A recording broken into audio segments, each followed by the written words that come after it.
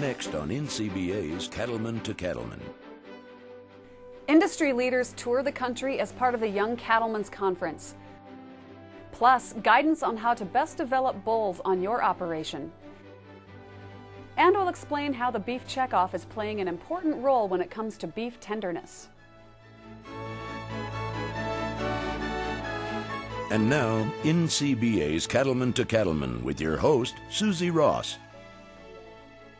Hello, I'm Susie Ross. Thanks for watching Cattlemen to Cattlemen. Leading this week's cattle industry news, disaster relief for cattlemen is signed into law. President Bush has given his approval to an important clarification for federal disaster assistance. NCBA fought hard for this bill because an agency interpretation had found that farmers and ranchers applying for relief must have crop disaster assistance coverage. That's something many livestock producers do not carry. The legislation removes this requirement, making more cattlemen eligible for disaster assistance. Approval of this disaster aid is especially important in light of drought and wildfires in the Mountain West. Portions of Idaho and Utah are seeing continued devastation from a very severe wildfire season. While many central states have seen above normal rainfall this summer, the southeast region and many western states are dealing with severe drought. This has left many cattlemen scrambling for hay and adequate grazing. Cattlemen are also watching the weather closely when it comes to this year's feed grain crops. We have more in this week's Market Watch.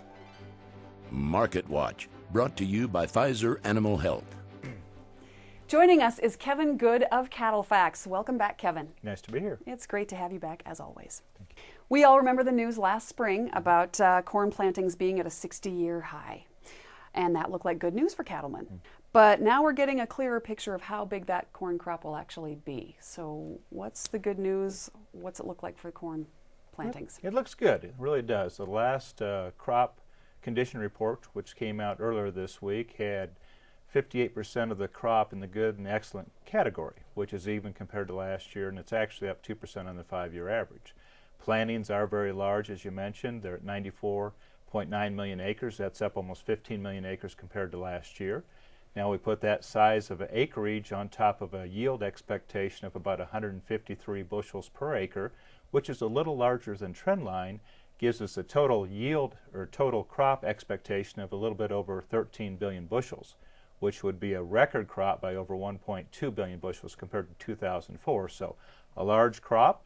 We should have a little larger carryout. Because of that, it should increase about 400 million bushels, but we need to remember that the amount of the crop that's going into ethanol production is going to increase again as we go into 07-08 marketing year, and will represent about 3.4 billion bushels, or about 27% of all corn usage will go into ethanol production. Of course, with farmers planting all those corn acres, something's got to give. So what's the outlook for other feed grains? Well, as we look at it this year, you know, we increased the corn acreage by almost 15 million acres. We decreased the soybean acres by about 11.5. Okay. Also, cotton acreage was down about 4 million. On the other side of the coin, we actually planted about 3 million more acres of wheat. As we look at it going into 2008 and the expectations there, you know, if we looked at it both domestically and on a world stage, corn production this year, even though it's going to be larger, corn stocks both domestically and worldwide are going to be pretty tight again going into next year. So is wheat. Even with a smaller bean crop domestically, bean supplies worldwide are pretty adequate. So as we go to 2008, we look at the futures market on into 2008. Prices are pretty stout for all three crops. We actually think we could see the same, if not more, acreage planted all the way across the board. We've got about 2.5 million acres coming out of CRP ground this fall. Some of that probably goes into crop production. We think some more of the marginal country will go into crop production, as well as probably more cotton land will go into crop production. Late last year, the surging price of corn had quite an impact on calf prices. Corn prices are still high, but they've softened a bit lately. How do you expect calf prices to respond this fall? Well, it's good to, you know, corn prices have moderated. If we looked at Omaha as a basis, they're at $3.10 today a bushel. They've came down about $1 from their highs earlier in the year. It's a combination of softening corn prices compared to where they were. The fed cattle market's still trading above 90 cents. There's a big premium in the futures market for both fed cattle and feeder cattle, so all three of these are price supportive for calf prices. Today, if we looked at a 5.5 weight steer calf U.S. average, it's about $1.25 a pound. Now that's pretty comparable to last year at the same time, even though year-to-date averages are lower. Where we're at year-to-year comparisons are the same. Seasonally, as you go into the fall run, calf prices typically deteriorate about 5 to 10 cents. And we think that's going to be the case again this year as we go into October, November, December. Look for calf prices to average probably around 115 to 120 compared to the 125 they're averaging today. Thanks, Kevin. As always, it's great to have you here. Good information. Nice to be here. You can learn more by visiting cattle-fax.com. Call it an experience of a cattleman's lifetime. Each summer, nearly 50 people get the opportunity to visit some of the industry's most important places, including the Chicago Mercantile Exchange and Capitol Hill. Here's a look inside this year's Young Cattlemen's Conference. The 2007 Young Cattlemen's Conference Tour, hosted by the National Cattlemen's Beef Association and sponsored by Tyson Fresh Meats, John Deere, and Five Rivers Ranch Cattle Feeding, was held May 31st through June 7th. There were 47 participants. The objective of NCBA's YCC program is to bring together young industry leaders from all segments of the cattle industry and provide an opportunity to gain a better understanding of the issues affecting the industry. This trip provides the cattlemen and women with the tools to be strong leaders and prepares them for the future challenges of the beef industry. As a participant on the tour, I was able to gain a new appreciation for the diversity in the beef industry. I would like to share with you a brief summary of the 2007 tour, and hopefully you too will gain an appreciation for the value of this program as it relates to the future of our industry. We were welcomed to the NCBA Denver office by NCBA Vice President Andy Grosetta of Cottonwood, Arizona. Andy traveled with the group on this year's trip. This was the first opportunity to get to know the future leaders nominated from the other NCBA affiliates.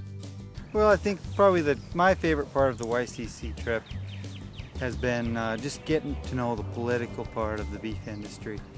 My favorite part of the trip was learning the structure of NCBA that I had no clue of how they operated and had no idea that what all was involved with NCBA. It's not good that it's not taught in our county or our state like it should be, but that was my favorite part of the trip. In regards to my trip on the YCC, I really have two things that were my favorite things. One being the tour of the CME. That's something we deal with every day, and it was nice to see how that process actually works. And also our day-to-day at the Hill in Washington and understanding just a little bit more about how the whole political process works for our industry. You can learn more about the history of YCC and future tours by heading to cattlemen-to-cattlemen.org. Bull development is an important piece of many operations. Ahead, we'll have tips on how to produce bulls with superior genetics and take a look at management and nutritional tips for your animals. Plus, we'll take a look at how the beef checkoff is playing an important role in improving beef tenderness. But first, here's a look at this week's market summary provided by Cattle-Fax.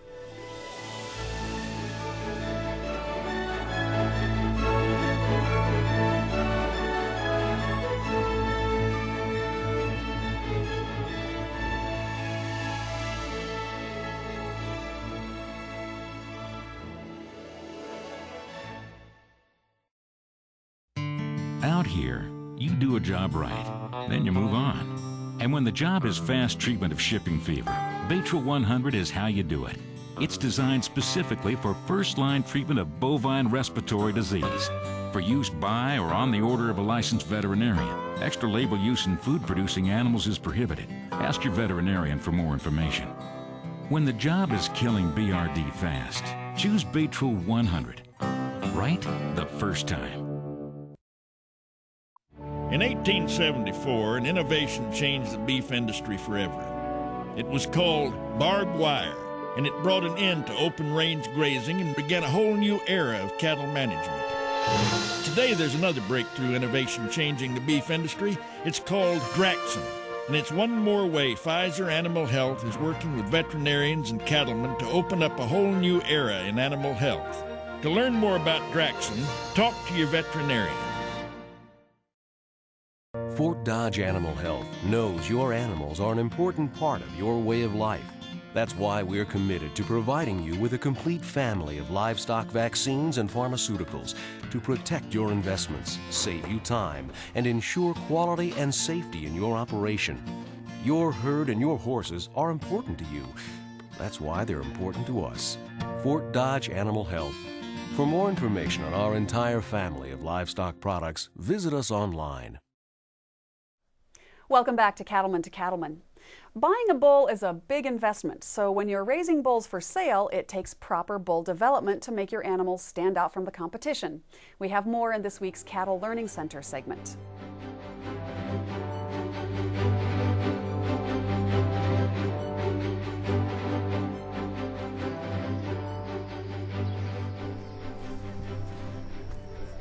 We're here at Camp Cooley Ranch in Franklin, Texas, to talk about bull development.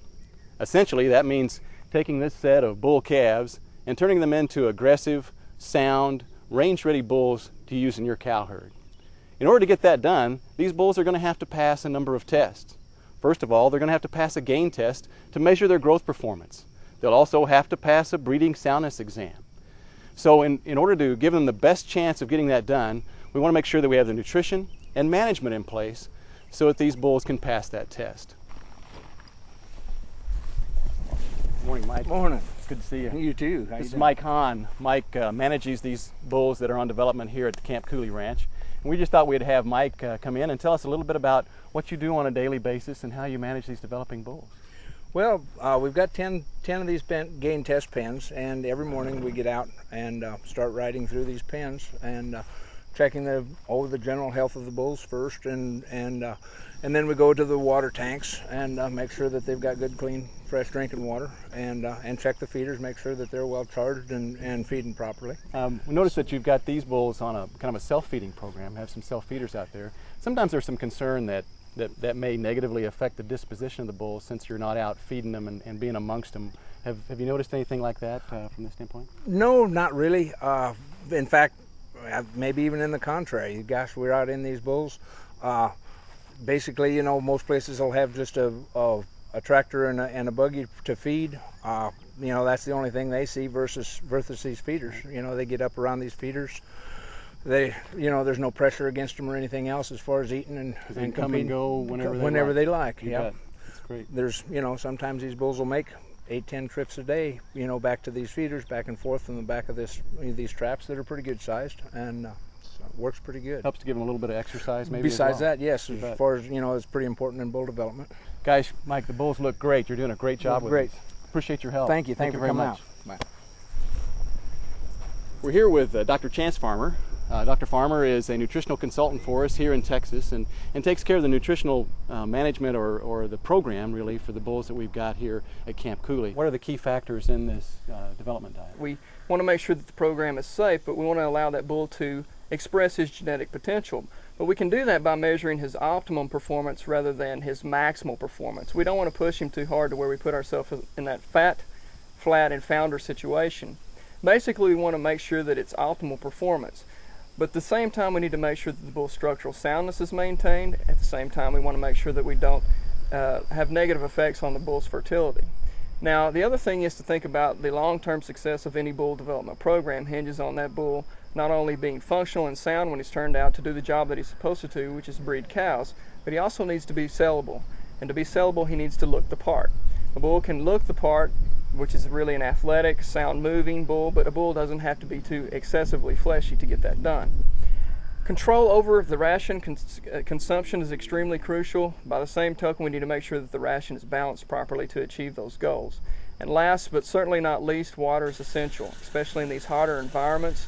During the summer, we need to make sure that water is plentiful and that it's clean, because feed intake is directly related to water intake. So if water's not present, then we're not going to get the feed intake to allow these bulls to express their genetic potential.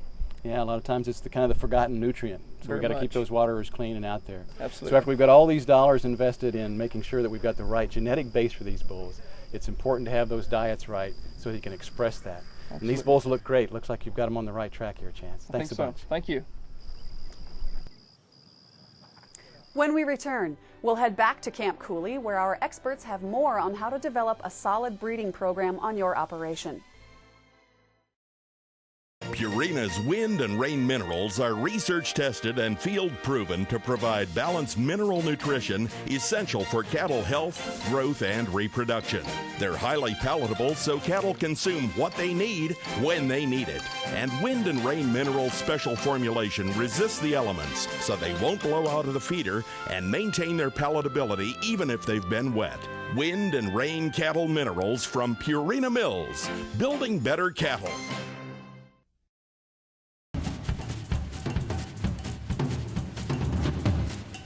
From fresh tomatoes to potatoes and chicken to beef, we're as picky about our quality ingredients as you are.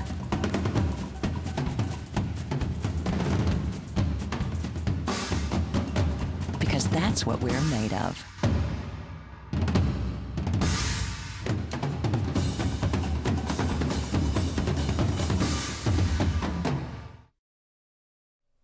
Welcome back. Let's head back to Camp Cooley Ranch in Texas for more tips on how to improve bull development on your operation.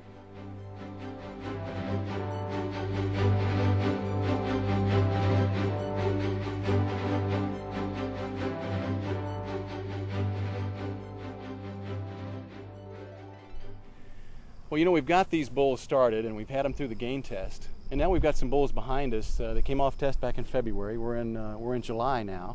So, Ken, what are we trying to accomplish with this set of Charolais bulls? We just want these bulls to be able to transition off our gain test on the grass and not skip a beat. That transition period is a tough time for those calves to come off feed and go on the grass and still maintain body weight and hold some condition. You're going to slip a little bit, but not lose a lot of weight and go on the grass and maintain their body condition, muscle mass, and go ahead and gain that 2 pounds a day and be ready on sale day is you bet in a nutshell for us. So they came off from gaining 3 to 3.5 pounds on a really Yes, high ration, and now we're going to try to get more forage into them and kind of harden them up a little bit. Yes, sir. And that's important to your customers, I guess, right? From the people who are going to purchase these bulls.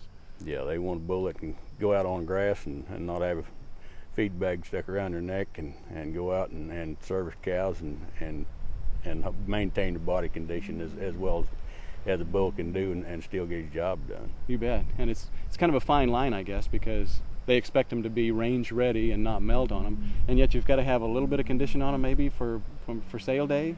Yes, sir. When you jump out there and you, no matter what your program is, you know, you've got a program. In the seed stock business, you're there to sell the bulls, and Right. Whether you've got an extended private treaty growth period or whether you've got a gain test where you sell yearling bulls and you've got to have them bulls ready on that day, one day of the year. You can't play with feed and you've got to have them bulls where they're ready, not greasy, sloppy, flat, where they can't go out and service cows and they wear out in the first 30 minutes they're out there.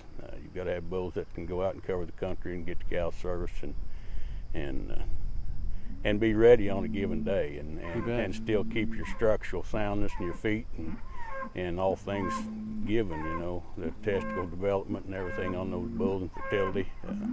It's a pretty big order. Oh, exactly. But yeah, so you're kind of walking a tightrope there from making sure that they continue to grow well and yet not getting them too overly conditioned. Right. So, and it all has to be ready by sale date. So, kind of an interesting task. In order to accomplish that, we'll have to have a nutritional program that'll get that done. Dr. Farmer, it sounds like Ken's giving us a little bit of a challenge here. How do we get this accomplished? It is a challenge, but it can be accomplished, and it really takes a recognition of the fact that after these bulls come off test and you get their yearling information, that their growth curve is flattening out. So now we're really targeting a more of a 1.5 pounds, 2 pound a day type gain rather than a 3 to 3.5 pound type gain that you'd get from the time that they're weaned until the time you get their yearling information. The other thing that we want to do is we want to create an animal that's suitable for breeding cows in a forage-based scenario. So if they're on a test program that actually doesn't use a forage-based program, then now is sure enough the time to get those bulls acclimated to a forage-based program so that they'll be in an environment that they're used to when they get turned out to breed cows. That's extremely important with regard to customer satisfaction on these bulls. A lot of times, however, these bulls are still gaining 2 pounds a day. There needs to be a supplementation program along with the forage-based program that you have in place. The important thing there is to control the type of intake that you have, especially if you have a self-fed supplementation program. Because if the bulls overconsume a supplement in this scenario, they get fat, and their tendency to melt when they're turned out is very high. The other thing is we create an infertile bull too that's still gaining 3 pounds a day when he really only needs to gain 2 pounds a day. So it really is a tightrope and a challenge, but it can be accomplished with a good supplementation program on a forage-based situation. So having a good plan in place lets us make sure that these bulls continue to gain and yet are hard enough to go out and work for these producers and get good customer satisfaction for Ken. Absolutely. The long-term success of a bull development program depends on that. A sound breeding program is important to your operation's bottom line. Next week, we'll take a look at the importance of heifer development. We'll be right back. Agriculture is a small portion of the population now, and if we're not working together, we're not going to get anywhere. As our family, we cannot be in Washington, D.C. all the time, and I just couldn't live without NCBA representing. They're looking out for our interests. They're there fighting for us every day. If you got 1 cow or 2 cows or 100 cows, you need to be a member. I'm a member of the NCBA because a long time ago, 35 years ago, I felt that I needed to know more of what my industry is doing. So I got started at the county level. If you're in the cattle industry, now's the time to join and let your voice be heard loud and clear. You need NCBA working for you, and NCBA needs you. It's easy to join. Just call, get online, or talk with your state affiliate and sign up today.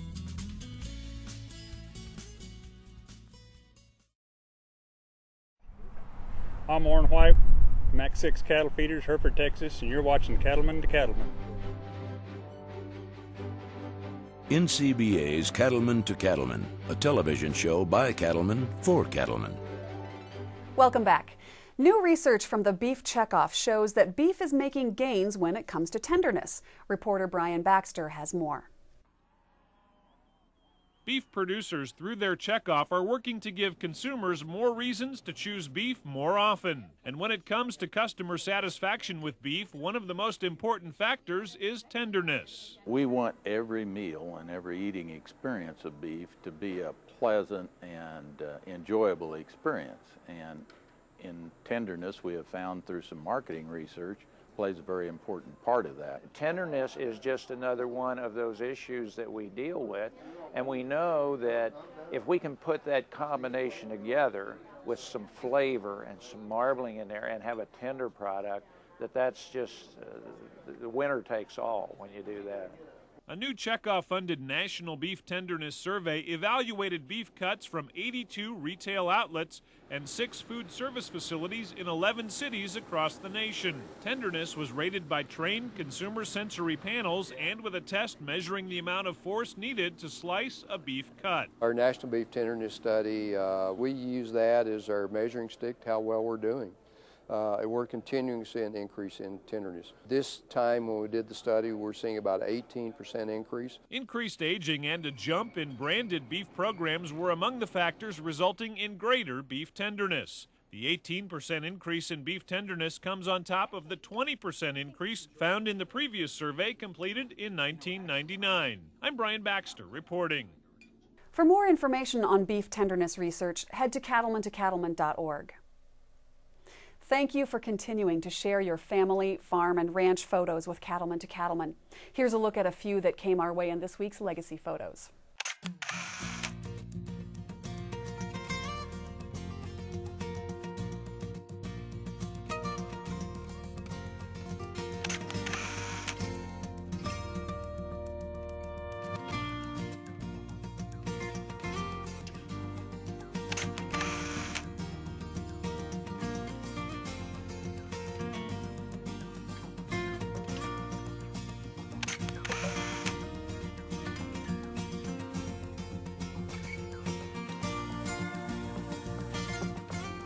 Please do keep sending those photos. To do so, head to cattlemen-to-cattlemen.org and don't forget to send us the name and location of your photo.